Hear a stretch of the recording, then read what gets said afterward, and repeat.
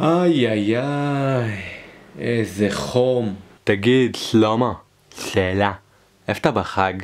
מה? בפסח כאילו? וואלה, לא יודע. עוד לא החלטתי. ואתה?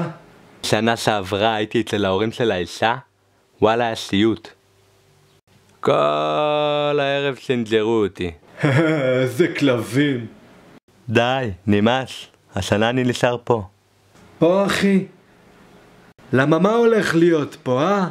או מה הולך להיות פה? הצגה מאלפת של תיאטרון אספלט, המשלבת להטוטנות ודרמה. מופע אילוף כלבים מטריף במיוחד. מתנפחים, פינת ליטוף אטרקטיבית ועוד המון פעילויות מהנות. להביא משהו? מים. עליי.